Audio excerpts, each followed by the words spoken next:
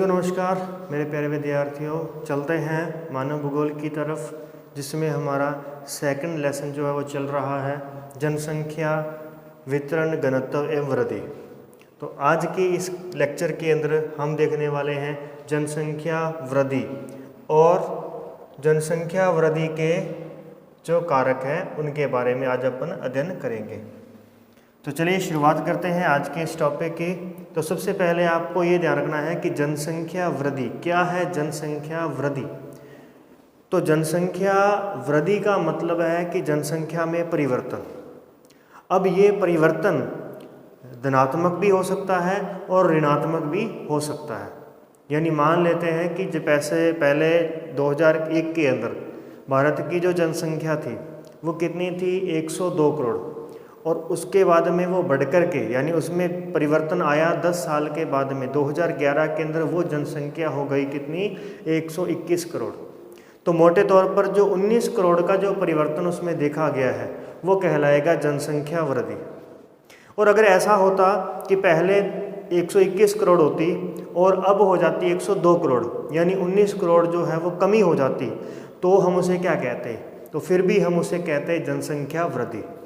तो एक बात तो आप निश्चित हो चुकी है कि जनसंख्या में धनात्मक या ऋणात्मक किसी भी प्रकार का परिवर्तन हो उसे हम जनसंख्या वृद्धि ही कहेंगे। पहली बात, अब जनसंख्या में परिवर्तन करने के जो कारक हैं वो कौन कौन से हैं। वो कारक या तो जन्म के हैं या मृत्यु के हैं और या फिर किसी के स्थानांतरण से जुड़े हुए हैं। यानी बच्चों ने जन्म लिया, जनसंख्या में परिवर्तन आया, कुछ बूढ़ों की बुजुर्गों की मृत्यु हो गई या बच्चों की शिशुओं की मृत्यु हो गई, तो फिर से क्या हुआ, जनसंख्या में परिवर्तन हुआ। और फिर उसके बाद में अगर हम बात करते हैं कि ना तो जितनी जनसंख्या मतलब जितने जन्म हुए उतने मान लेते हैं मृत्यु हो गई, तो क्या जनसंख्या में परिवर्तन आएगा। तो फिर हम वापस उसमें देखेंगे कि कहीं ऐसा तो नहीं कि लोग उस स्थान को, भारत को छोड़ कर के विदेश में जा रहे हैं या राजस्थान को छोड़ कर के दक्षिण साउथ एरिया में जा रहे हैं। तो वो अगर दक्षिण में जा रहे हैं, साउथ में जा रहे हैं या कहीं पर भी अदर जगह पे जा रहे हैं, इसका मतलब फिर भी राजस्थान की जनसंख्या में परिवर्तन तो आ ही रहा है। तो इसका मतलब ये हुआ कि जनसंख्या को प्रभावित करने वाले, जनसंख्या वृद्धि में परिवर्तन करने वाले जो घटक होते हैं, जो कारक होते हैं, वो कौन कौन से होते हैं। जन्म दर है, जन्म है, मृत्यु है और प्रवास है। तो चलिए सबसे पहले तो अपन देख लेते हैं कि जनसंख्या वृद्धि, इसका मतलब अब जनसंख्या वृद्धि दो प्रकार की कही जाएगी। एक को किस प्रकार से निकाली जाएगी, एक होती है अभी प्राकृतिक वृद्धि, जनसंख्या में प्राकृतिक वृद्धि। अब प्राकृतिक वृद्धि का मतलब है जो नेचुरल है, नेचुरल वृद्धि है, तो वो कैसे पता चलेगी हमें। तो हम देखेंगे कि वर्ष में, एक वर्ष में या किसी वर्ष विशेष में जन्म लेने वाले बच्चों की संख्या और उस वर्ष में मृत्यु होने वालों की संख्या। तो अगर जन्म लेने वाले 50 हैं और मृत्यु हुई है 20 लोगों की, तो फिर भी क्या हुआ, जो पुरानी जनसंख्या थी तो उसमें परिवर्तन तो आएगा, यानी 30 जनसंख्या बढ़ जाएगी। तो परिवर्तन तो आया ही आया। तो ये इस प्रकार की जो जनसंख्या वृद्धि होती है इसे क्या कहते हैं, इसे हम कहेंगे क्या, प्राकृतिक वृद्धि कहेंगे।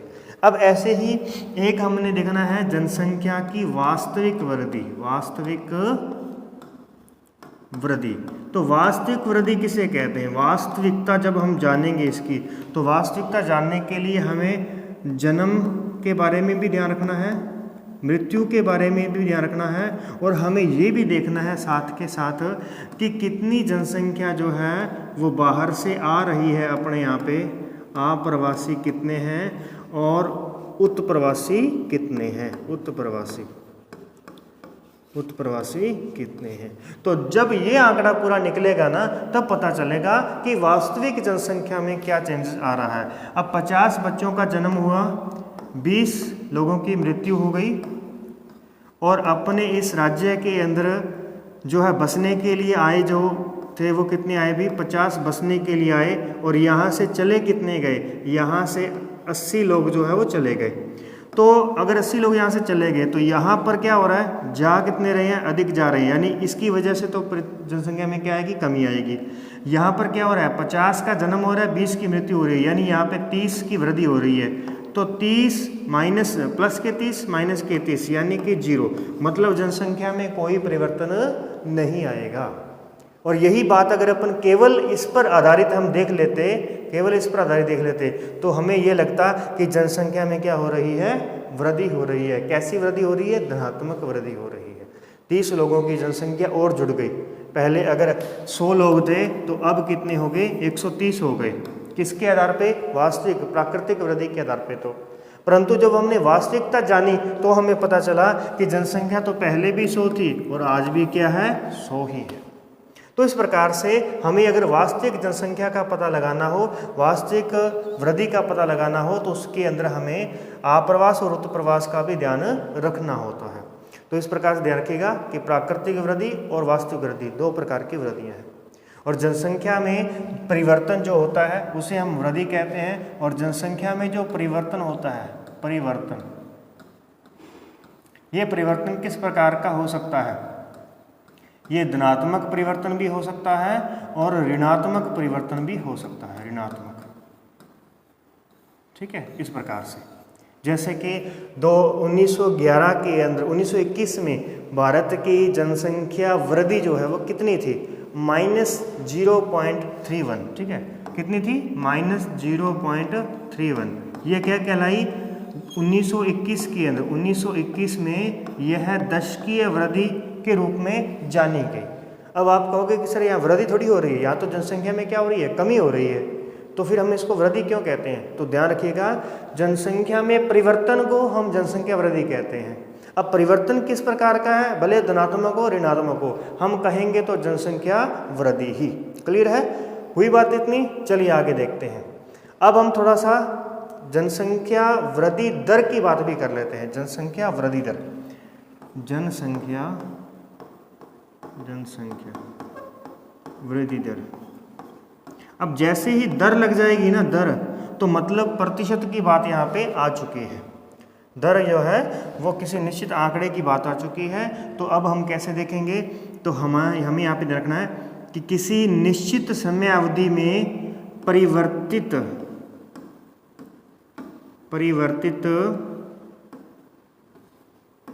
जनसंख्या, परिवर्तित जनसंख्या और गत वर्ष की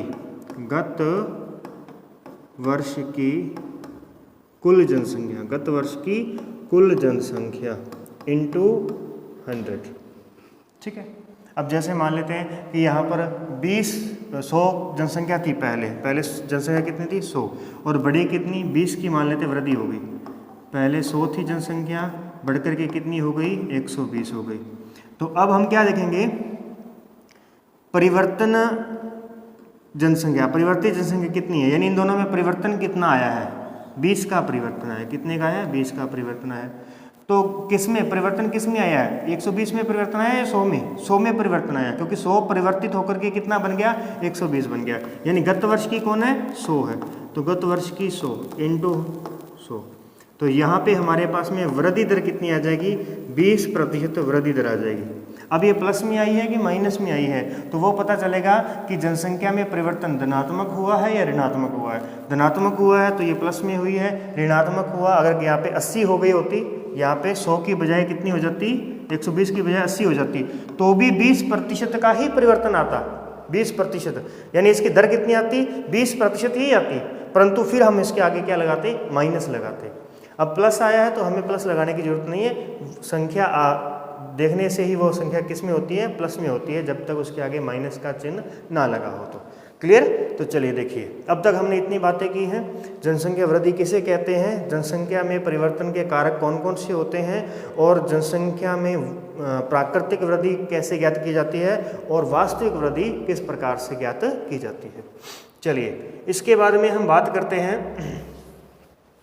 जो हमारे पास में नेक्स्ट आने वाला है, जन्म दर के बारे में देखिए। जन्म दर कैसे निकाली जाती है, जन्म दर और मृत्यु दर जो होती है, मृत्यु दर, ये मुख्य दो कारक हैं जो जनसंख्या में परिवर्तन लाते हैं। इन दो मुख्य कारकों की वजह से जनसंख्या में परिवर्तन आता है। इसके अलावा तीसरा कारक हमारे पास में प्रवास होता है। तो पहले इन दो की देख लेते हैं। तो जनसंख्या जन्म दर की यदि हम बात करें तो जन्म दर में आप ध्यान रखेंगे प्रति हजार, इसको हजार से निकाला जाता है। जैसे अपन वृद्धि दर निकाल रहे थे ना, वो 100 से निकाल रहे थे ना, प्रतिशत में निकाल रहे थे, इसको प्रति हजार से देखा जाता है। प्रति हजार जनसंख्या पर जन्म लेने वाले शिशुओं की या बच्चों की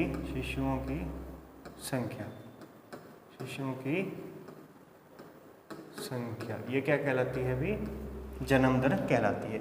सेम इसी प्रकार से प्रति हजार जनसंख्या पर मरने वालों मृतकों की, ठीक है, मृतकों की संख्या। अब मृतकों में कोई भी हो सकता है, मृतकों में बच्चा भी हो सकता है, जवान भी हो सकता है, बूढ़ा भी हो सकता है, लेकिन जन्म लेने वाले में कौन होगा?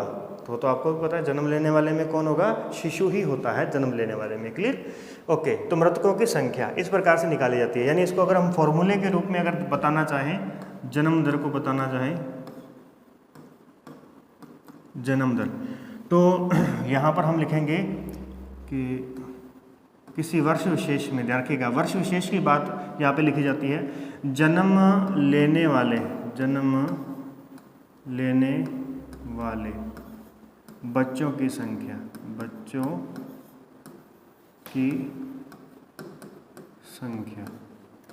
बटा में कितना आएगा हमारे पास में? कुल जनसंख्या कौन सी? जन्म लेने के बाद में तो वृद्धि हो जाएगी, तो यानी जो पहले जनसंख्या थी उसके बारे में हम यहाँ पे ध्यान रखेंगे। और गुना में कितना लगाएंगे? यहाँ पे 1000 यहाँ पे लगाएंगे। क्लियर है? इस प्रकार से हम देखेंगे। जैसे आपने वहाँ पे हम अभी चर्चा कर रहे थे कि पहले जनसंख्या कितनी थी? 100 थी। गत वर्ष जनसंख्या कितनी थी? 100। जन्म कितनों ने लिया? जन्म लिया 50 ने। मृत्यु कितनों की हुई? मृत्यु हुई थी कितने की? मान लेते 30 की मृत्यु हुई। तो हमारे पास में परिवर्तन कितना आया था? परिवर्तन जो आया था वो कितना आएगा? 20 का परिवर्तन आएगा। इसको हम क्या कहेंगे? जनसंख्या वृद्धि कहेंगे। और वृद्धि दर निकालेंगे तो दर किस पर निकलती है? हमेशा गत जनसंख्या पर दर निकाली जाती है। गत जनसंख्या पर, जो भी अभी मैंने आपको करके दिखाया था, वृद्धि दर। और हम बात कर रहे थे यहाँ पे किसकी? जन्म दर के बारे में बात कर रहे थे। तो जन्म दर ज्ञात करेंगे तो कैसे ज्ञात करेंगे? तो यहाँ ध्यान रखिएगा 50 डिवाइड बाय 100 और मल्टीप्लाई बाय 1000। ठीक है, 2 0 से 2 0। तो ये कितना आ गया अभी हमारे पास में? 500। यानी कि 1000 जनसंख्या पर 500 बच्चे जो हैं वो जन्म ले रहे हैं। तो इस प्रकार से हमारे पास में जन्म दर निकलती है। इसी प्रकार से मृत्यु दर की बात करें तो 30 डिवाइड बाय 100 इंटू 1000। तो यहाँ पर कितनी हो जाएगी? 300। यानी कि प्रत्येक 1000 जनसंख्या पर 300 लोगों की मृत्यु हो रही है। क्लियर? यहाँ पे, क्योंकि ये तो हमने आंकड़ा बहुत छोटा माना ना, ये तो हमने कैलकुलेशन करने के लिए गत वर्ष की जनसंख्या 100 ही मानी थी। इसलिए आपको लग रहा है कि सर 500 1000 कैसे आ रहा है?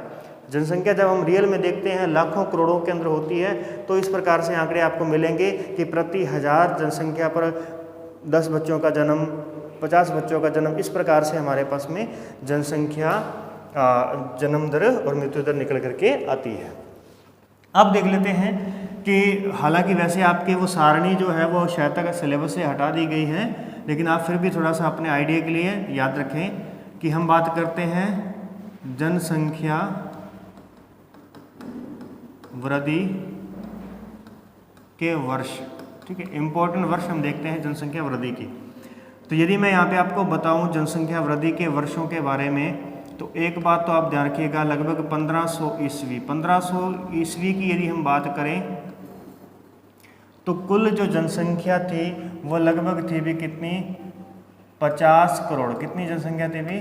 50 करोड़ जनसंख्या थी 1500 ईस्वी के टाइम पर। और उसके बाद में यदि हम बात करें 1800 की ईस्वी, 1800 ईस्वी की बात करें तो 1800 ईस्वी में जनसंख्या हो गई थी कितनी, 100 करोड़। जनसंख्या कितनी हो गई, 100 करोड़ जनसंख्या हो गई है। और फिर उसके बाद में यहाँ पर हम बात करेंगे 1800 के बाद में 1930 में जनसंख्या बढ़कर के कितनी होगी, 200 करोड़, यानी कि 2 अरब जनसंख्या होगी। कितनी होगी, 2 अरब जनसंख्या हो गई। यहाँ पे कितनी हो गई थी, 1 अरब, 1 अरब जनसंख्या हो गई, ये हो गई। फिर उसके बाद में 1960 के अंदर जनसंख्या बन गई भी 3 अरब। 1974 में जनसंख्या बन गई है 4 अरब। 1987 में जनसंख्या बन गई कितनी, 5 अरब। 1999 में जनसंख्या हो गई है कितनी, 6 अरब। 2011 में जनसंख्या हो गई थी कितनी भी, 7 अरब। और 2025-2030 के आसपास जो है, 2000 यहाँ पे अपन एक बार आंकड़ा माने थे, 2025 का अनुमानित आंकड़ा कितना है, 8 अरब जनसंख्या का मानना है। अब आप देख लीजिए कि यहाँ पर जनसंख्या को अरबों में बढ़ने में कितना समय लगा है, यानी जनसंख्या को 1 अरब होने में कितना टाइम पीरियड लगा है, 1 अरब होने में कितना समय लगा है, सैकड़ों हजारों साल लगे। कितने लगे हैं अभी, सैकड़ों हजारों वर्ष में जाकर के, यानी 1800 ईस्वी में आकर के 1 अरब जनसंख्या हुई है। तो कब से शुरू हो रखी है, जब से पहले एक मानव का जन्म हुआ होगा, सबसे पहला मानव जो आया होगा, तब से लेकर के आज तक कितनी, 1800 तक कितनी जनसंख्या हुई, 1 अरब हुई। तो 1 अरब होने में टाइम कितना लगा, सैकड़ों हजारों वर्ष लगे। और उसके बाद जस्ट देखिए 2 अरब होने में कितना टाइम लगा, 2 अरब होने में मात्र 130 वर्ष लगे। कितने भी, 130 वर्ष ही यहाँ पे लगे हैं। फिर 3 अरब होने में कितना टाइम लगा है, तो 3 अरब होने में ओनली 30 वर्ष। देखो कितनी फास्ट जनसंख्या ग्रो कर रही है, 30 वर्ष में ही हो गई है। उसके बाद में 4 अरब यानी 1 अरब और बढ़ने में कितना समय लगा, 14 वर्ष का समय लगा। फिर उसके बाद में कितना समय लगता है यहाँ पे, तो ये लगता है हमारे पास में 13 वर्ष का समय। उसके बाद कितना टाइम आ जाता है, 12 वर्ष का समय आ जाता है, 12 वर्ष। फिर हम बात करते हैं तो यहाँ पे कितना आ जाता है, अब फिर से यहाँ पे देखें तो 12 वर्ष का समय यहाँ पे हो गए, 12 वर्ष। और आगे भी लगभग 12 से कितने, 14 वर्ष के अंदर ये जनसंख्या कितनी हो जाएगी, 8 अरब जनसंख्या हो जाएगी। ये 2024 तक ही हो जाएगी लगभग, मुझे लगता है। ठीक है, 750 करोड़ तो अभी हो चुकी है। तो ये हो गया। तो यानी जनसंख्या कितनी तेजी से बढ़ रही है। पहले 1 मानव था, फिर 2 हुए, फिर 3, 4, 5, इस तरीके से करते करते 1 अरब होने में सैकड़ों हजारों साल का टाइम लगा। और 1 अरब से 2 अरब होने में, सिर्फ 1 अरब यानी उसको डबल होने में टाइम कितना लगा, ओनली 130 वर्षों में वो डबल हो गई। फिर उसके बाद में आप देख रहे हैं यहाँ पे कितना समय लगता है, ये 2 अरब से 3 अरब होने में कितना टाइम लगता है, 30 वर्ष का समय लगता है। तो ये बात माल्थस ने कही थी। ठीक है, थॉमस माल्थस जो थे, उन्होंने एक बात कही थी, माल्थस का सिद्धांत भी आया था 1798 में। ठीक है, 1798 के अंदर इनका सिद्धांत भी था, जनसंख्या का सिद्धांत। तो ये इन्होंने क्या कहा, इन्होंने कहा कि जो जनसंख्या है ना, जनसंख्या तो बढ़ रही है गुणोत्तर विधि से। किस विधि से बढ़ रही है, गुणोत्तर विधि से बढ़ रही है। और जो हमारे पास में खाद्यान्न संसाधन है, खाद्यान्न संसाधन जो है ना, तो उन संसाधनों में जो वृद्धि हो रही है वो गणितीय वृद्धि हो रही है। गणितीय वृद्धि कैसी वृद्धि हो रही है भी, गणितीय वृद्धि। अब क्या मतलब हुआ गणितीय वृद्धि और गुणोत्तर वृद्धि का, इनके कहने का मतलब है कि जो हमारी जनसंख्या है उसको बढ़ने में जो टाइम लग रहा है, जनसंख्या तो पहले 1 हुई, 1 से 2 हुई, 2 से 4 हुई, 4 से 8, 8 का डबल 16, 16 का डबल 32, 32 का डबल 64। जनसंख्या तो बढ़ रही है इस विधि से, गुणोत्तर के आधार पे बढ़ रही है। और हम अगर बात करें संसाधनों की, जो हमारे पास में संसाधन है वो बढ़ रहे हैं गणितीय विधि से। अब आप देख लीजिए कि खाद्यान्न आपूर्ति हम कैसे पूरी करेंगे, लोगों को क्या खिलाएंगे हम, हमारे पास में खाने के लिए कुछ है ही नहीं। पहले क्या होता था, जितनी हमारे पास में जनसंख्या थी उतनी हमारे पास में खाद्यान्न आपूर्ति थी। तो फिर जैसे ही अगली बार भी क्या हुआ, जनसंख्या में खाद्यान्न आपूर्ति बराबर थी। नेक्स्ट आते ही तीसरे वर्ष में ही क्या हो गया, जनसंख्या यहाँ पर आप देख रहे हैं जनसंख्या तो हो गई है 4 और खाने के लिए यानी कि एप्पल कितने हैं 3 और लोग कितने हैं 4। अब 4 लोगों को 3 एप्पल खाने पड़ेंगे। फिर आगे चल करके कितने हो गए भी, लोगों की संख्या हो गई है 8 और खाने के लिए जो सामग्री है वो रह गई है 4। तो इस प्रकार से ये बढ़ रही है। तो इनका कहना था कि हमें जनसंख्या पर अंकुश लगाना होगा, हमें नियंत्रण के उपाय जो हैं वो ढूंढने होंगे। चलिए, तो ये हुई बात है इस प्रकार से। तो ये विषय के संदर्भ में है, इन बातों को ध्यान रखिएगा। यहाँ से कुछ इंपॉर्टेंट बातें निकलती हैं। क्या बातें निकलती हैं, आपके वहाँ पर आप किताब में देखोगे तो विशेष संदर्भ में आपके पास में वो बातें लिखी हुई हैं। क्या बातें लिखी हैं, पहली बात तो लिखी है कि विगत 500 वर्षों में जनसंख्या कितनी हो गई है, 10 गुना से भी ज़्यादा हो गई है, 10 गुना से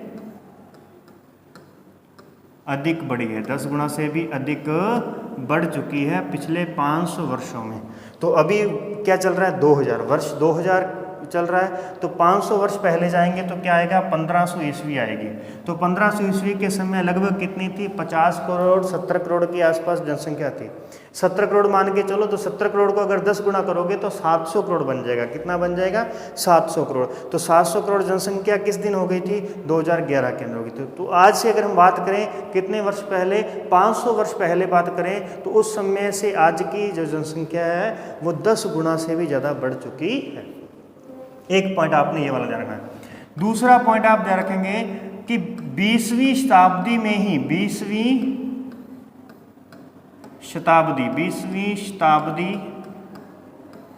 ही जनसंख्या कितनी हो गई है, 4 गुना हो गई है। 20वीं शताब्दी में ही जनसंख्या कितनी हो चुकी है, 4 गुना हो गई है। 20वीं शताब्दी की शुरुआत कब हुई थी, 1901 से शुरुआत हुई थी। यहाँ लगभग 1.5 करोड़ जनसंख्या थी, ठीक है, मतलब कि 1.5 अरब जनसंख्या थी। कितनी थी भी, 1.5 अरब जनसंख्या थी यहाँ पे, 1.5 अरब। तो अब आप देख लीजिए कब तक चलेगी ये 20वीं शताब्दी, 2000 तक ये 20वीं शताब्दी है। उसके बाद कौन सी शताब्दी आ जाएगी, 21वीं शताब्दी आ जाएगी। तो 1.5 अरब से जनसंख्या कितनी हो गई है, 6 अरब जनसंख्या हो चुकी है, 6 अरब जनसंख्या हो चुकी है। तो कितने गुना बढ़ चुकी है, 4 गुना बढ़ चुकी है। देखो 15 चौके 60, तो ये कितनी गुना हो चुकी है, 4 गुना हो चुकी है। तो ये दूसरा पॉइंट आपका याद रखने वाला। तीसरे पॉइंट की यदि हम बात करें तो तीसरा पॉइंट आपका क्या था अभी,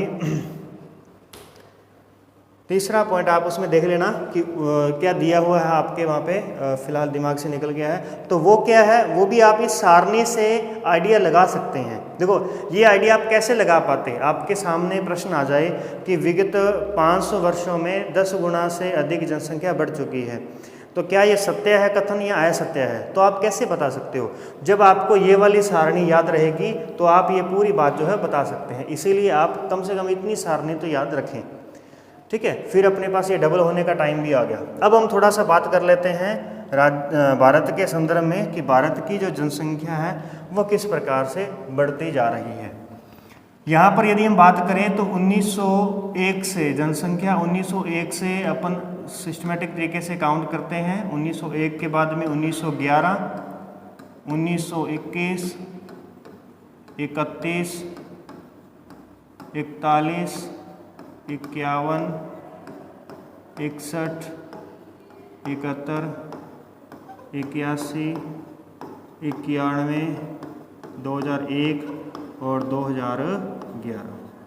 तो इस प्रकार से जनसंख्या जो है ये अपने हर 10 वर्ष में दशकीय वृद्धि के अकॉर्डिंग अपन देखते हैं। तो यहाँ पर 1911 के अंदर जो हमारी जनसंख्या बढ़ी थी वो बढ़ी थी 5.75%, ठीक है। इस प्रकार से परसेंटेज बढ़ी। और 1911 से 1921 के बीच में जनसंख्या में भारी कमी आई थी, यहाँ पे क्या आई थी भी, कमी आ गई थी इस टाइम पर 1911 से 1921 के बीच में। इसीलिए जनसंख्या, भारत की जनसंख्या माइनस में गई है। कब? एक बार ही गई है। कौन से दशक में गई थी? 1911 से 1921 के दशक में माइनस में चली गई थी, फिर बढ़ती गई। और सबसे हाईएस्ट जनसंख्या कब थी? तो ये हाईएस्ट जनसंख्या थी 1971 से 81 के दशक के अंदर। सबसे हाईएस्ट जनसंख्या थी लगभग कितनी भी 24.80% जनसंख्या थी। आज की यदि हम बात करें तो आज अपनी वृद्धि दर कितनी है? तो वो है 17.61% अपनी वृद्धि दर है। तो हाईएस्ट वृद्धि दर कब रही भारत के अंदर? 1971 से 81 के दशक में सबसे ज़्यादा वृद्धि दर रही, और उसके बाद में धीरे धीरे वृद्धि दर में कमी आ गई है। हालांकि पहले जनसंख्या जो है, आपने पहले भी देखा है कि पहले 1 अरब से जनसंख्या 2 अरब हुई, 2 अरब हुई। तो यहाँ वृद्धि दर अगर हम बात करें, वृद्धि दर कितनी है? तो यहाँ वृद्धि दर कितनी है? 100%। यहाँ कितनी है? 100% वृद्धि दर। और फिर हम अगर बात करें कि जनसंख्या 10 अरब से बढ़कर के 10 अरब से 12 अरब हो गई है, 12 अरब। तो यहाँ पर जनसंख्या में वृद्धि कितनी देखने को मिलेगी आपको? 2 अरब की वृद्धि है। किस में वृद्धि हुई है? 10 में हुई है। कितने प्रतिशत हुई है? तो कितने प्रतिशत हुई है? 20% यहाँ पे वृद्धि हुई है। तो यहाँ वृद्धि 20% ही हो रही है। जबकि अगर आप साफ साफ देखें तो जनसंख्या में वृद्धि कितनी हो रही है? 2 अरब की। कितनी जनसंख्या बढ़ रही है? 2 अरब की जनसंख्या बढ़ रही है। और यहाँ पर वृद्धि कितनी हुई थी? 1 अरब की वृद्धि हुई थी, 1 अरब की। इसीलिए हमें देखने में तो ये लगता है कि हमारी वृद्धि दर में धीरे धीरे हम क्या ला रहे हैं? कमी ला रहे हैं, परंतु ये बात झूठ है। धीरे धीरे हम वृद्धि दर में, भले वृद्धि दर में आप कमी ले आओ, लेकिन कहाँ तो 1 अरब से 2 अरब हुआ, 1 ही अरब की वृद्धि हुई थी और आपने उसको 100% कह दिया। और कहाँ 10 अरब से 12 अरब, यानी डबल, 2 अरब की जनसंख्या में 2 अरब बढ़ रही है और परसेंटेज में कितनी आएगी? 20। तो ये तो छुपाने वाली बात होगी ना कि यहाँ तो वृद्धि 100% हो रही है और यहाँ 20%। तो देखने में तो ये लगेगा कि हम जनसंख्या में क्या कर ला रहे हैं? कमी ला रहे हैं, नियंत्रण ला रहे हैं, लेकिन हालांकि नियंत्रण नहीं है, ये छुपा हुआ उसमें वृद्धि लगातार जारी है। क्लियर है? इस प्रकार से ध्यान रखेंगे। लास्ट में हम जल्दी से देख लेते हैं प्रवास के बारे में। तो देखिए, प्रवास में 2 बातें ध्यान रखनी है। एक होता है आप्रवास और एक होता है उत्प्रवास। आप्रवास का मतलब क्या होता है? आप्रवास, आप्रवासी किसे कहेंगे? तो आप सीधा सीधा सा समझो कि जब कोई व्यक्ति जालोर से बेंगलोर जाएगा तो बेंगलोर में उसको कहेंगे, बेंगलोर में उसको क्या कहेंगे कि वो आप्रवासी है। और जालोर में उसको क्या कहेंगे? जालोर में उसको कहेंगे कि ये उत्प्रवासी है। क्या है ये? उत्प्रवासी है। बस सीधी सी बात है। मतलब यहाँ से गया, इस जगह से, इस स्थान को छोड़ के गया, तो यहाँ वालों के लिए तो वो बन गया उत्प्रवासी, जाने वाला। और जिस स्थान पर वो गया, मान लेते हैं कि अब हम बेंगलोर में खड़े हैं, तो अब वो जालोर छोड़ करके यहाँ आ रहा है, तो जिस नए स्थान पर वो बसने जाएगा, उन लोगों के लिए वो क्या कहलाएगा? आप्रवासी कहलाएगा, यानी आने वाला। आई बात समझे? तो ये बात ध्यान रखनी है कि आप्रवासी किसे कहते हैं? आने वाले को।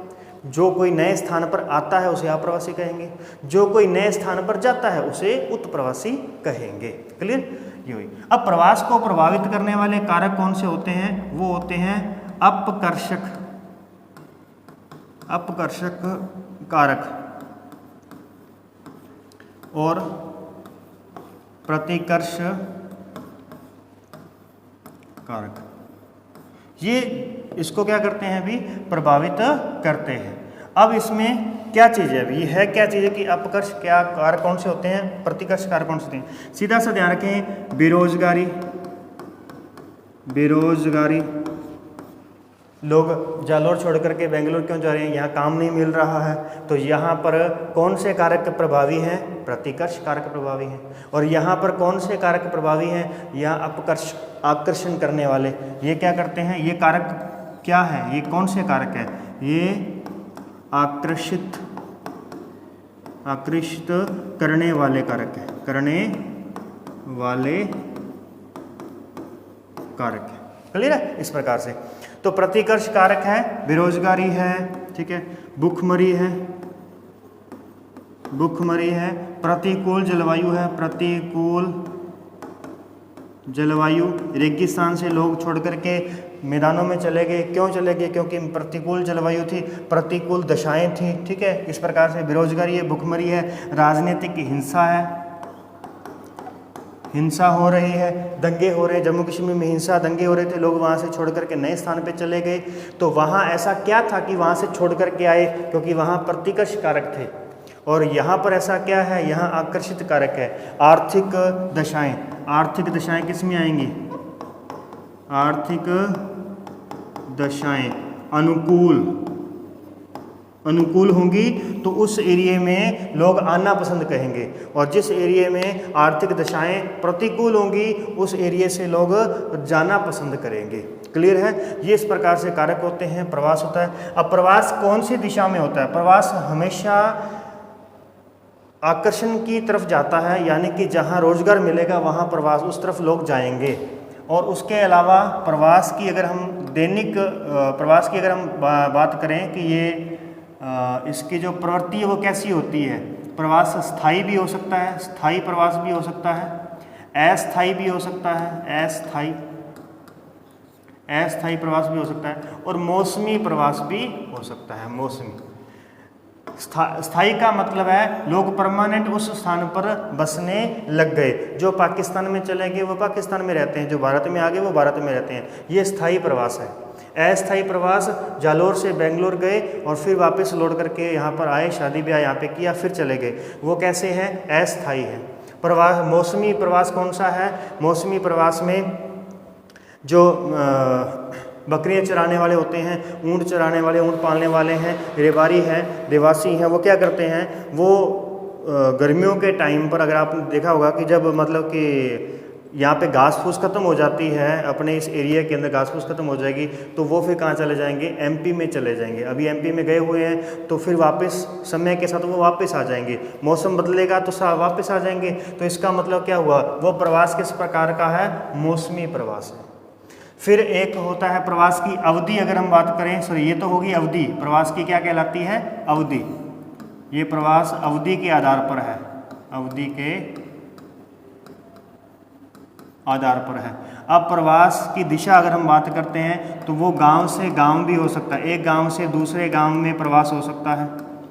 ठीक है, और एक गांव से दूसरे गांव है, एक गांव से नगर की ओर हो सकता है, गांव से नगर की ओर हो सकता है, नगर से नगर की ओर हो सकता है, या फिर नगर से गांव में हो सकता है। एक गांव से दूसरे गांव में कौन करेगा प्रवास? ऐसा एक गांव से दूसरे गांव में चले गए। जो मजदूर होते हैं, दैनिक मजदूरी करने के लिए एक गांव से दूसरे गांव चले जाते हैं, या मजदूर शहर में चला जाता है, तो एक गांव से, और शहर से कोई गांव में क्यों जाएगा? शहर से नगर से कोई गांव में क्यों जाएगा? नगर से गांव में वो जाएंगे जो डेली रोजाना वहाँ पे रहते तो शहर में हैं, लेकिन उनकी ड्यूटी जो है वो गांव में लगी हुई है। जैसे पढ़ाने वाले अध्यापक हो गए हैं, चिकित्सक हो गए हैं, इस प्रकार के जो होते हैं वो उनका प्रवास कैसा होता है? वो नगर से गांव की ओर, रहते वो नगर में है, जाते वो कहाँ पे हैं? गाँवों में जाते हैं। क्लियर है? इस प्रकार का ये प्रवास होता है। तो ये हमारा प्रवास था। प्रवास हमने क्यों पढ़ा? क्योंकि ये एक जनसंख्या परिवर्तन का एक महत्वपूर्ण कारक है, इसीलिए पढ़ा। नेक्स्ट अगली क्लास के अंदर हम जननांकिकीय संक्रमण को देखेंगे, जो बहुत ही इंपॉर्टेंट है, और उसी के साथ हमारा जो ये चैप्टर है, सेकंड जो चैप्टर है, वो समाप्त हो जाएगा। तो नेक्स्ट वीडियो में मिलते हैं नेक्स्ट टॉपिक के साथ में। तब तक के लिए नमस्कार, जय हिंद। वीडियो को लाइक कर देना, शेयर कर देना।